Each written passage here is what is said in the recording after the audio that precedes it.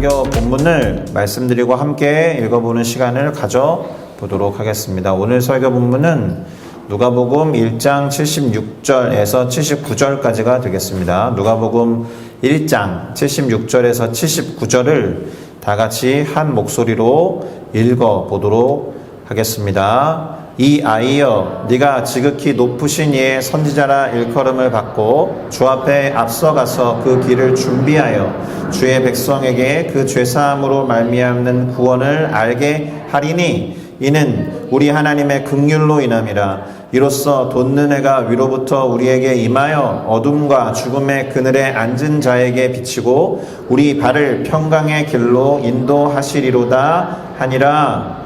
아멘. 자, 저는 방금 읽어본 누가복음 1장 76절에서 79절을 가지고 그 길을 준비하여 라는 제목으로 누가복음 1장을 전반적으로 살펴보고 거기에서 얻은 깨달음을 가지고 오늘 하루뿐만 아니라 앞으로의 삶을 살아가는 데에 적용해 보고자 합니다. 그러니 같은 마음을 가지고 제목을 함께 따라 읽어보면 좋을 것 같습니다. 그 길을 준비하여. 네, 이미 설교 본문으로 읽어보았듯이 누가복음을 공부하게 될 겁니다. 사실 조금 더 정확하게는 누가의 문서, 곧 누가가 작성한 성경책이 두 권 있는데요. 누가복음과 사도행전을 연결해서 공부해 보려고 합니다. 당분간 수요 예배 때는 그래서 누가복음, 그 다음에 사도행전을 살펴보겠다라는 뜻이 됩니다. 꽤 긴 책들이기 때문에 제법 시간이 걸리겠지만 충실하게 누가복음과 사도행전을 공부해 보면 신약 성경을 전반적으로 이해하는 데 도움을 받을 수 있을 거라고 생각합니다. 자, 일단 누가복음은 복음서죠. 복음이라는 단어가 들어가 있으니까 참고로 복음서는 신약 성경에 4개가 있습니다. 마태복음, 마가복음, 누가복음, 요한복음. 이렇게 4권의 복음서를 우리는 사복음서라고 불러요. 그리고 사복음서 뒤에 바로 이어서 나오는 사도행전은 그 4가지 복음에 들어있는 예수 그리스도의 복음이 어떻게 확산되고 확장되었는지를 기록한 역사책입니다. 역사서라고 할 수가 있습니다. 다시 말해서 이 누가라는 사람이 작성한 성경 문서에서 첫 번째 누가복음은 복음에 관한 것이고 두 번째 사도행전은 복음의 확산, 곧 선교와 교회에 관한 이야기라고 보시면 얼추 맞겠습니다. 그런데 여기에 한 가지를 더 덧붙일 필요가 있는데요. 그것은 바로 준비라는 단어입니다. 복음을 위한 준비가 있었다라는 거예요. 자, 복음도 그렇고 복음의 확산도 그렇고 그 주도권은 하나님께 있듯이 준비 작업도 그 주권은 하나님께 있었습니다. 그분이 계획하시고 그분이 섭리하시는 가운데 복음, 곧 당신의 아들 예수 그리스도의 길을 평탄케 하는, 우리가 흔히 말하는 말 있죠. 광야에 외치는 자의 소리, 그 역할을 하는 누군가가 하나님의 주권과 하나님의 계획 속에 준비되고 있었다라는 뜻입니다. 알듯이 바로 세례 요한에 관한 것입니다. 그러니 지금 말씀드린 이 준비, 두 번째 복음, 세 번째 복음의 확산, 이것을 인물 중심으로 다시 정리해보면 아마도 이렇게 될 겁니다. 세례 요한의 준비와 복음으로서의 예수 그리스도, 그리고 그 복음을 확산시킨 사도 바울을 포함한 사도들의 이야기, 이것이 신약 성경을 우리가 읽어나갈 때 뼈대로 잡고 가야 하는 역사적인 줄기가 될 것입니다. 주로 1세기의 이야기예요. 1세기. 물론 기원전 3, 4년 전부터의 시간을 포함하고 있습니다. 중간에 전 세계가 달력을 로마 제국에 의해서 정리했기 때문에 그게 AD와 BC가 정확하게 1년, 마이너스 1년이 딱 맞아 떨어지는 것은 아니기 때문에 그렇습니다. 자, 후가 아니고 누가, 영어로 루크라는 사람이 작성한 성경책 2권을 이미 말씀드린 바와 같이 누가의 문서라고 부른다라고 했습니다. 그 첫 번째 책인 누가복음은 다음과 같은 구절로 시작합니다. 누가복음 1장 1절부터 4절인데요. 제가 읽겠습니다. 우리 중에 이루어진 사실에 대하여 처음부터 목격자와 말씀에 일꾼된 자들이 전하여 준 그대로 그 내력을 저술하려고 붓을 든 사람, 펜을 든 사람이 많은지라. 그 모든 일을 근원부터 자세히 미루어 살폈던 나도, 나 루크도, 나 누가도 데오빌로 각하에게 차례대로 그것을 써서 보내는 것이 좋은 줄로 알아서, 그렇게 생각한 이유는 데오빌로 각하가 이미 알고 있는 바를 더 확실하게 하려고 그렇습니다. 이렇게 적어놨어요. 자, 일단 누가복음은 시작이 편지 형식이죠. 자, 편지 형식을 취하고 있기 때문에 편지는 다음과 같은 세 가지 요소로 이루어집니다. 누가 적었느냐, 누가 작성해서 보냈느냐, 두 번째, 그것을 누가 받아보게 적었느냐, 그러니까 수신자가 누구냐, 마지막으로 그 편지를 작성한 이유와 목적, 왜 작성한 것이지, 이렇게 세 가지를 정리해서 알고 있으면 편지라는 형식으로 되어 있는 성경책은 일단 대략적인 파악을 다 하고 있다라고 말할 수 있겠습니다. 자, 일단 이 편지의 발신자는 누가라고 했습니다. 영어로는 루크라고 했고 라틴어로는 루카스예요. 그래서 이제 세례명, 가톨릭에서 세례명 줄 때 루카스라고 하죠. 그리고 가톨릭 교회는 이 루카스라는 말로 성경책을 적어놨습니다. 그리고 수신자는 데오빌로라는 사람인데요. 이 사람이 실존했던 인물이겠지만, 그러니까 루카스가 이렇게 적고 있으니까 이 사람에 대해서 알 수 있는 다른 자료는 없어요. 다만 그 이름이 좀 흥미로운데, 데오빌로에서 데오는 테오스에서 왔습니다. 하나님이란 뜻이고요.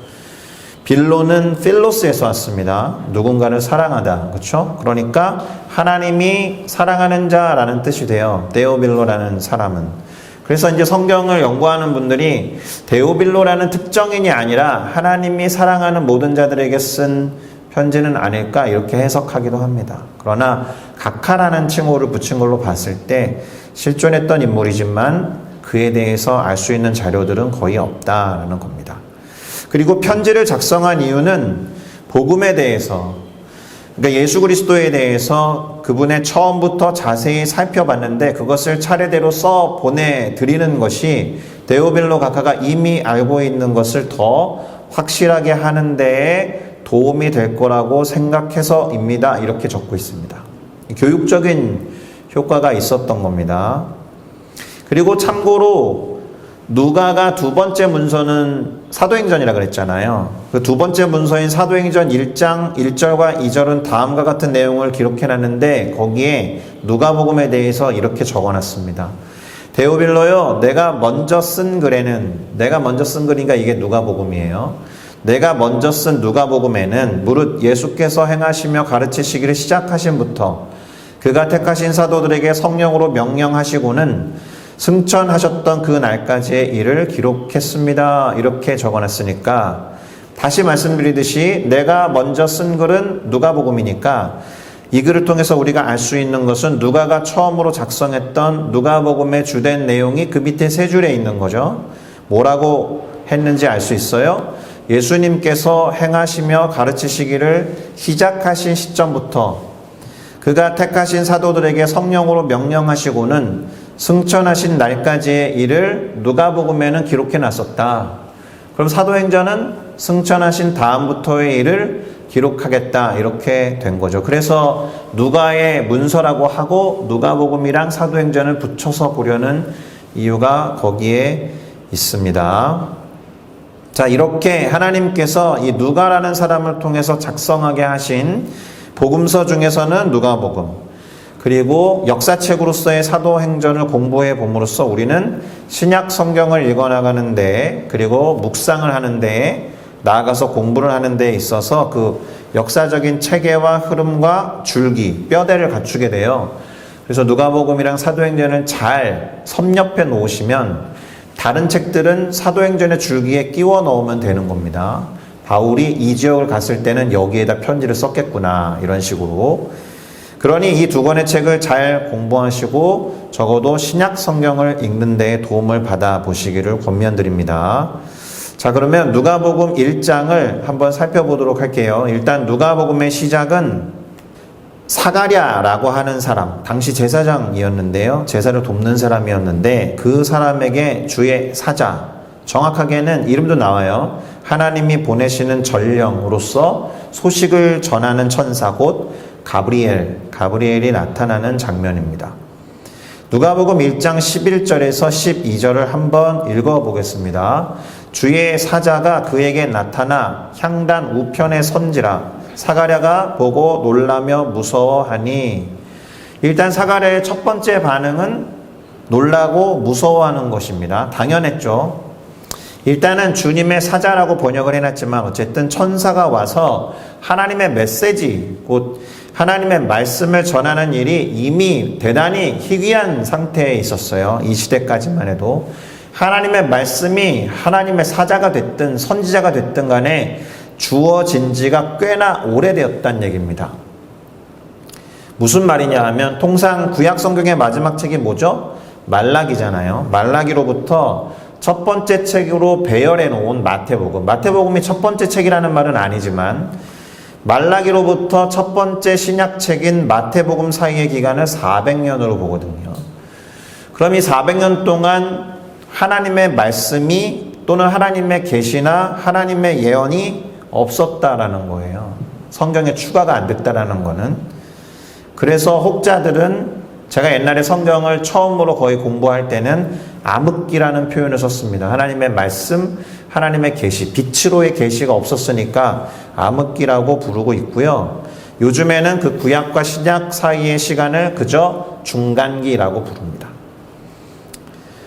어쨌든 사가랴가 했던 이 놀라운 경험, 무서워할 만큼 암흑기의 경험이었기 때문에 아주 생소하고 거의 처음 있는 경험이었기 때문에 두려워서 떨고 있었다. 자, 그럼 이 가브리엘 천사가 와서 이 사가랴에게 해준 이야기가 무엇일까요? 그것은 아들을 낳을 것이다 라는 거였어요. 그리고 그 이름을 요한이라고 지어라 이렇게 말한 겁니다. 자, 이 사가랴와 천사 가브리엘 사이에서 이루어진 대화가 13절부터 17절 사이에 기록되어 있는데 그거는 개인적으로 읽어보시면 될 테고요.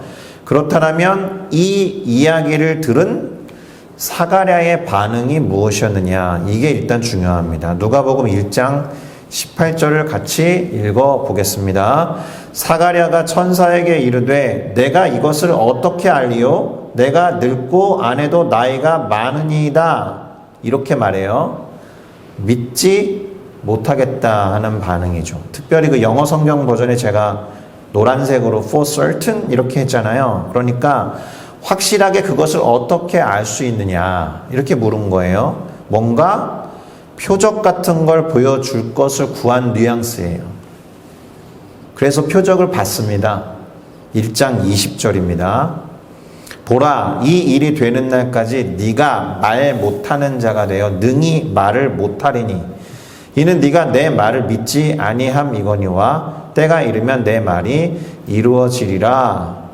말을 못하게 되는 표적을 받은 거예요. 이게 약간 징계성 표적이죠. 하나님이 천사를 통해서 하신 말씀을 믿지 않았기 때문에, 단지 믿지 않았기 때문보다 더 근본적인 이유가 있습니다. 더 중요한 이유가 있는데, 가브리엘이 처음에 이 사가랴를 찾아와서 꺼낸 말 중에 그 이유가 무엇인지를 유추할 수 있는 문장이 들어있습니다. 누가복음 1장 13절을 한번 읽어볼게요. 천사가 그에게 이르되 사가랴여 무서워하지 말라. 너의 간구함이 들린지라. 네 아내 엘리사벳이 내게 아들을 낳아주리니 그 이름을 요한이라라. 이렇게 돼 있잖아요. 노란색으로 적어놨듯이 사가랴는 아들을 구했다는 거죠. 그렇죠? 그러니까 평소에 자신이 기도하고 있었던 기도의 내용을 사가랴는 믿지 않았던 거예요.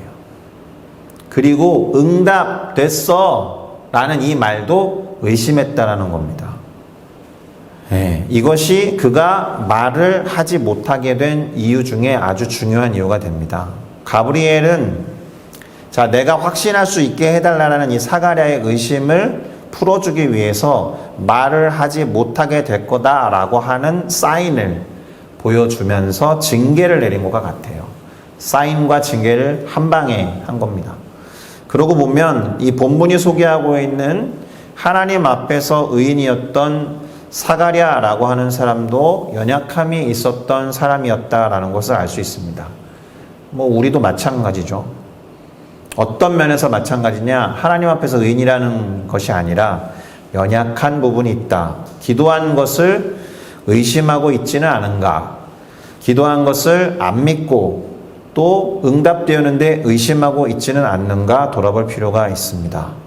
기도한 것이 될 거다라고 믿어야 한다고 이것도 제가 수차례 많이 말씀드렸는데요. 만약에 기도한 것을 믿지 않을 거면, 그러니까 우리가 하는 기도를 하나님이 들으시고 하나님의 때와 하나님의 뜻과 하나님의 방법에 합당하게 응답하실 거다라는 믿음과 확신이 없다면 더 이상 기도할 이유가 없는 겁니다. 자, 그렇게 천사 가브리엘이 말한 대로 사가랴의 아내 엘리사벳이 임신을 합니다. 그 사실을 그런데 5달 동안 숨기게 돼요. 여러 가지 이유가 있겠지만 이 사실을 통해서 일단 우리는 다음과 같은 사실을 알 수 있습니다. 그것은 어떤 것이냐? 때때로 하나님은 당신의 계획과 당신의 일을 은밀하고도 비밀스럽게 진행하신다라는 거예요. 지금 이 경우에 있어서는 사가랴와 엘리사벳에게 알려주신 하나님의 일이 비밀로 유지되고 있다. 사가랴는 말을 못해서 비밀이 유지되는 거고, 엘리사벳은 아마 늦은 나이에 임신을 한 것을 또는 늦은 나이에 임신했기 때문에 조심스러워서 숨겼었던 것으로 보입니다. 여러 가지 타당한 이유들 너머에 하나님이 일단 비밀로 유지하는 경우가 있으나 특별한 사람들에게는 먼저 알려주신다라는 거예요. 그리고 이 특별한 사람들 안에는 곧 사가랴와 엘리사벳 이외에도 한 명이 더 추가됩니다. 그 사람이 누구냐? 아기 예수의 어머니 곧 마리아예요. 자, 일단 이 사가랴와 엘리사벳에게 일어난 이 특별한 일, 하나님의 계획과 일이 마리아에게도 전달되게 된다라는 겁니다. 그러니까 사가랴에게 찾아갔던 천사 가브리엘이 이제 마리아에게도 찾아가요. 그 내용이 기록된 누가복음 1장 30절에서 33절을 읽어보겠습니다. 천사가 이르되 마리아여 무서워하지 말라. 네가 하나님께 은혜를 입었느니라. 보라, 네가 잉태하여 아들을 낳으리니 그 이름을 예수라 하라. 그가 큰 자가 되고 지극히 높으신 이의 아들이라 일컬어질 것이요 주 하나님께서 그 조상 다윗의 왕위를 그에게 주시리니 영원히 야곱의 집을 왕으로 다스리실 것이며 그 나라가 무궁하리라. 아멘. 이렇게 이야기를 해요. 이 이야기를 통해서 알 수 있는 게 뭐예요? 일단 가브리엘이 마리아를 찾아간 이유는 사가랴와 엘리사벳에게 일어난 일을 알려주기 위한 게 아니라라는 거죠. 그보다 훨씬 더 놀라운 소식, 참으로 엄청난 복음의 소식, 곧 예수 그리스도의 탄생에 관한 것을 우리가 아마 성탄절 때 가장 많이 언급하는 이 구절을 통해서, 가장 많이 듣는 설교 본문을 통해서 복음에 대해서 접하게 됩니다. 마리아는. 자, 이 어마무시한 이야기를 들은 마리아의 반응을 볼 필요가 있겠죠. 사가랴와 비교하기 위해서라도 사가랴하고는 달랐을까? 누가복음 1장 34절과 38절 이렇게 두 구절을 차례대로 볼 건데요. 누가복음 1장 34절에서 마리아는 천사에게 이렇게 말합니다. 나는 남자를 알지 못하니 어찌 이 일이 있으리까? 어찌 이런 일이 있겠습니까? 라고 물으니까 마치 사가랴처럼 의심한 것처럼 보입니다. 그렇죠? 그녀의 반응도 사가랴와 크게 다르지 않은 것처럼 느껴질 듯한 워딩이에요. 그러나 사가랴와 달랐다라는 점이 38절에서 나옵니다. 한번 읽어보겠습니다. 이거 같이 읽을게요. 마리아가 이르되 주의 여종이오니 말씀대로 내게 이루어지이다 하매 천사가 떠나가니라. 짧게만 해서 아멘이라고 외친 거예요. 마리아는 아멘이라고 외쳤어요. 말씀대로 이루어질 것입니다. 이게 쉽지 않아요. 처녀니까. 처녀가 임신해서 아이를 낳을 건데 아멘 이렇게 외치기가 쉽지 않아요. 당시 요즘도 그럴 거 아니에요. 요즘도 결혼하지 않은 처녀가 임신을 하면 사람들의 시선이 어떻습니까? 당시에는 훨씬 더 어려운 것인데 아멘이라고 외쳐요. 이렇게 인정하고 받아들인 거죠. 자, 그럼 이런 비교를 한번 해볼 필요가 있어요. 한글로 보면 거의 다를 바 없는 질문을 했거든요. 사가랴는 어떻게, 마리아는 어찌, 이렇게 번역을 했을 뿐 비슷한 의심성의 질문을 한 것처럼 보입니다. 똑같은 질문을 한 것 같은데 왜 사가랴는 믿지 않았다라는 판단을 받았고 왜 마리아는 그렇지 않았다는 판단을 받았는지 좀 궁금하다는 거예요. 그래서 사가랴의 어떻게 하고 마리아의 어찌에 해당하는 원어를 봐야 되는 거예요. 사가랴는 카타라는 단어를 사용했고요. 마리아는 포스라는 단어를 사용했습니다. 이것을 알기 쉽게 설명을 하면 카타는 by what, 무엇에 근거하여 그걸 알 수 있습니까? 이렇게 물었던 거고 마리아는 force라고 해서 그 일의 방법에 대해서 물었던 거예요. 질문을 잘 생각해 보면 사가랴는 도대체 무엇에 근거해서 이런 말을 하는 겁니까? by what 이라고 번역해 놨어요. 영어 성경은. 마리아는 how, 그러니까 그 일이 되는 방법에 대해서 된다라는 걸 믿고 그럼 어떻게 되는 건데요? 라고 물은 겁니다. 사가랴가 사용한 단어는 그렇게 생각해야 하는 근거, 그 말이 사실이라면 그걸 내가 어떻게 무엇에 의해서 알 수 있는지 물은 것이기 때문에 마치 표적 구한 거라고 말씀드렸죠. 그래서 천사 가브리엘은 그래 네가 믿을 수 있게 내가 표적을 줄게 하고서 말을 못하게 만들어버린 거고 마리아가 사용한 단어는 제가 어떤 경로와 어떤 방법으로 잉태를 하게 됩니까? 이렇게 물은 거예요. 그래서 그에 대한 대답을 해요. 성령으로 잉태된다. 방법을 말한다라는 겁니다. 다르죠? 마리아하고 사가랴의 반응이 달랐던 겁니다. 자, 이렇게 자신이 예수 그리스도를 임신하고 그의 육신의 어머니가 될 거다라는 엄청난 사실을 전해 들은 마리아가 어떻게 하느냐? 엘리사벳이 임신한 지 6개월이 되었다는 것도 알게 돼요. 아까 엘리사벳과 사가랴가 비밀로 간직하고 있었던 것을 특별한 누군가가 또 알게 될 때 언급했던 마리아가 이때 알게 됩니다. 그래서 엘리사벳에게 찾아가요. 엘리사벳을 방문하고 둘은 서로에게 일어난 일들을 이제 주거니 받거니 대화를 나누게 됩니다. 특별히 엘리사벳은 마리아가 임신한 아기가 엄청난 분이다라는 것을 알게 돼요. 그리고 찬양하며 예언을 하게 돼요.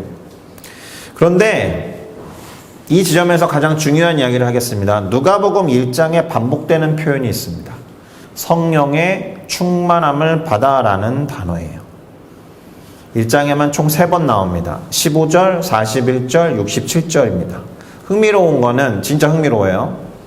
15절은 두 사람 사이에 태어날 세례 요한을 설명할 때 가브리엘 천사가 말한 거예요. 아기가 태중에서부터 성령으로 충만을 받는다라고 말했어요. 그럼 41절은 누굴 것 같아요? 세례 요한의 엄마 엘리사벳이 마리아의 방문을 접하고 마리아가 임신한 그리스도가 될 아기에 대해서 예언하기 전에 예언을 할 수 있도록 성령의 충만함을 받은 거예요. 자, 아기 세례 요한 성령의 충만함 받는다고 했죠. 엄마 성령의 충만을 받아서 예언했어요. 그럼 67절은 누구에 대한 것일 것 같아요? 아버지 사가랴에 대한 겁니다. 사가랴가 이제 말이 터져요. 말이 터져서 아기의 이름을 요한이라고 말하면서 예언과 찬양을 한 장면. 그러니까 이 1장에 나와 있는 성령의 충만함을 받아라는 3번의 반복이 부부와 아들 사이에 이루어진 공통점이다라는 겁니다. 대단히 흥미롭죠? 여기에 이 성령의 충만함을 받아라는 말과는 조금 다르지만 마리아에게도 성령의 역사하심이 있게 되죠. 우리가 알듯이 어떻게 제가 임신하게 됩니까? 라고 했을 때 천사 가브리엘이 했던 말 35절에 나옵니다. 성령이 내게 임하시고 지극히 높으신 이의 능력이 너를 덮으시리니 이러므로 나실 바 거룩한 이는 하나님의 아들이라 일컬어지리라 이렇게 말해요. 처녀였던 마리아가 성령으로 아기를 잉태하게 될 것에 대해서 말한 거예요. 이때의 성령의 역사도 세례 요한이나 사가랴나 엘리사벳에게 임한 성령의 충만함과 같은 능력에 초점이 있어요. 능력. 성령의 능력에 초점을 두고 사실은 1장에 4번 나왔다라는 겁니다.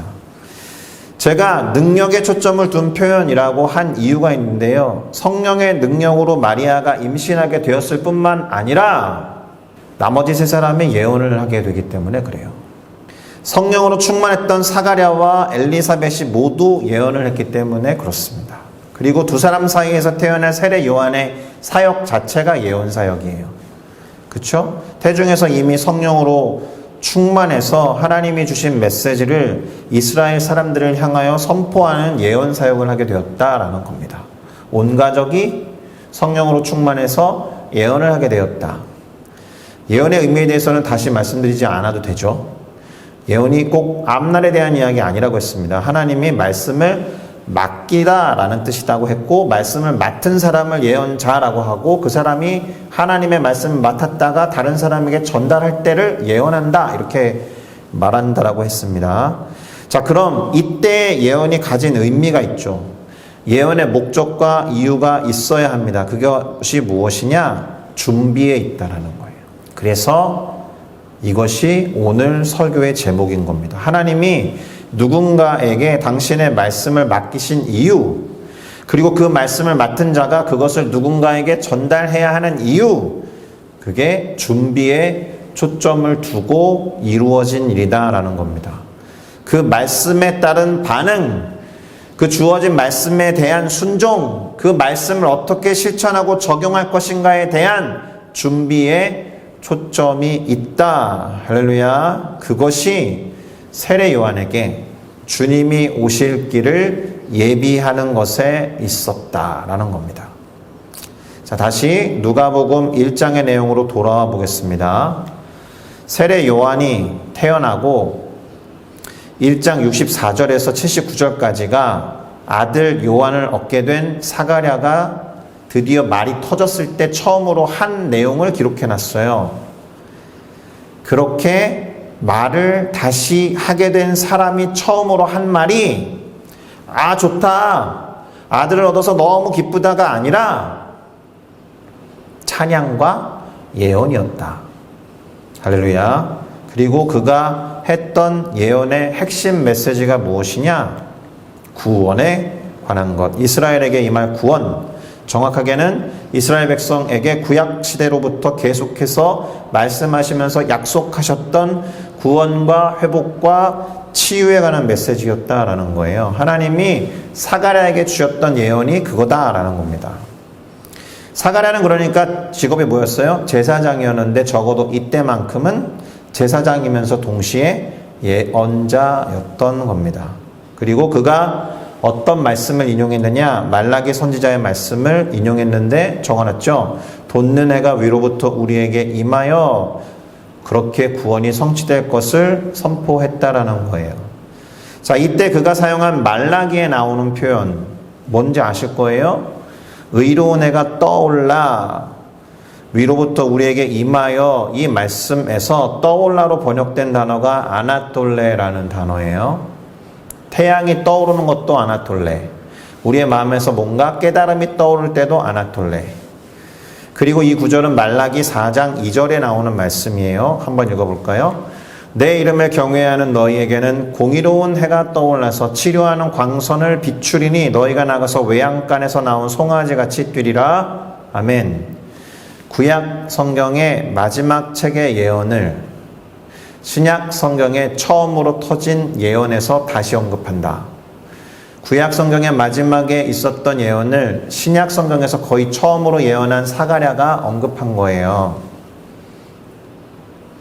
말라기 선지자 이래로 400년 동안 멈춰 있었던 말씀, 400년 동안 암흑기라고 부르는 그 예언이 마지막과 처음을 잇는 구절이 똑같다라는 겁니다. 성경은 그래서 통일성을 갖고 있는 것이고, 그래서 맥락이 연결되는 하나님이라는 한 분 저자에 의해서 비록 다양한 인간 저자들이 사용되었지만 연결되어서 통일성 있게 집필되었다라는 겁니다. 이것이 우리가 신약 성경을 읽을 때도 구약 성경과 연결시켜서 읽어야 되는 하나의 책으로 봐야 한다는 증거가 되는 거예요.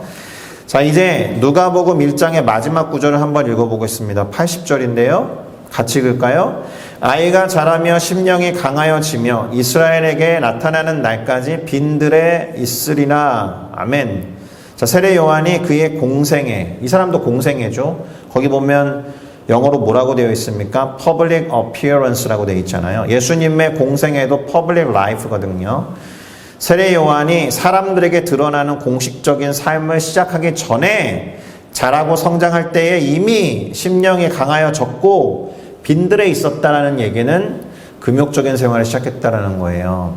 가브리엘 천사가 그의 아버지 사가랴에게 말한 바와 같이 준비되고 있었다. 말을 못했던 사람이니까 자신의 아들에 대해서 말한 가브리엘의 말을 아주 그대로 실천에 옮긴 겁니다. 자, 처음에 말씀드린 도식을 띄워놓고 오늘의 말씀을 마무리하겠습니다. 이 도식을 띄워놨습니다. 누가복음과 사도행전은 누가라는 인간 저자를 통해서 하나님이 작성한 문서입니다. 그런데 이를 요약한 말로 복음 플러스 복음의 확산이라고 했는데 여기에 우리는 준비라는 키워드를 추가해 봤습니다. 그리고 오늘 살펴본 누가복음 1장은 이 준비라는 키워드에 초점을 둔 장이었다. 이렇게 정리할 수 있어요. 이와 같은 도식을 다시 인물 중심으로 아까 적어봤었잖아요. 어떻게 됐어요? 세례 요한 다음, 예수님 다음, 사도들, 그러니까 세례 요한의 준비 작업과 그리스도 예수의 복음 전파, 그리고 예수님의 제자들과 사도 바울을 포함한 사도들과 교회를 통해서 복음이 확산되고 확장되는 이 흐름이 신약 성경에 있어서 대단히 중요한 뼈대이자 줄기가 된다라는 겁니다. 할렐루야. 하나님은 당신의 계획과 섭리를 이렇게 준행하십니다. 그 과정을 비밀로 유지하실 때가 있지만 필요한 자들에게 미리 알려주기도 하십니다. 오늘 우리는 그렇게 하나님의 말씀을 은밀하게 들었던 당사자 두 사람의 반응을 살펴봤습니다. 사가랴와 마리아. 조금 더 확장하면 엘리사벳도 그렇게 될 것입니다. 일단 첫째로 확신과 믿음이 있어야겠죠. 이것이 하나님의 음성이자 뜻인지, 그분의 말씀이자 의미인지 분별과 믿음이 있어야 합니다. 하나님이 먼저 알려주신 뜻, 말씀, 음성이라면 준비를 해야죠. 먼저 알려주신 이유가 준비에 있다고 했으니까. 다른 사람에게 전달하기 전에 나에게 전달됐다라면 준비에 초점이 있다. 그리고 그 뜻과 말씀과 의미는 구원의 소식, 곧 복음과 맞닿아 있어야 한다는 거예요. 말이 터졌던 사가랴가 예언을 통해서 말라기 4장의 말씀을 인용한 것처럼 이스라엘에게 약속하신 구원의 소식이 그렇게 전달되어야 하는 겁니다. 하나님은 온 인류를 향한 구원 계획과 섭리를 갖고 계십니다. 할렐루야. 그것을 먼저 알아차린 우리, 먼저 우리에게 알려주셨다라는 것은 우리에게 준비를 요구하시는 거구나. 광야와 같은 세상에서 외치는 자의 소리가 있어야 한다는 거죠. 그 외침의 내용은 당연히 복음이어야 할 것입니다. 할렐루야. 그러기 위해서 우리를 부르신 거예요. 당신의 일을 특별하게 우리에게 먼저 알게 하신 거예요. 그러니 주님의 백성으로서 또 주님의 교회로서 세상 가운데 복음을 전하고 하나님의 구원 계획을 밝히 드러내며 선포하는 우리 모두가 되어야 할 줄로 믿습니다. 할렐루야. 하나님이 미리 알게 하신 것이라는 점에서 우리는 특별해요. 근데 특별하다는 것이 교만하다는 의미는 아닙니다. 선택받았다라고 하는 것이 선민사상을 갖고 살라는 의미는 아닙니다. 그 선민사상에 사로잡혀서 이방인들, 다른 사람들을 돌아보지 않았던 이스라엘 민족의 우를 범하지 않아야 할 것입니다.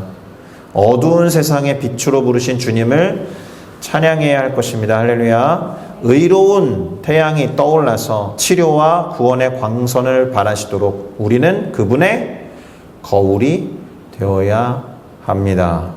주님의 얼굴을 비추는 거울. 그래서 뭘 구해야 돼요? 주님의 얼굴을 구해야 하는 겁니다. 할렐루야. 기도하겠습니다.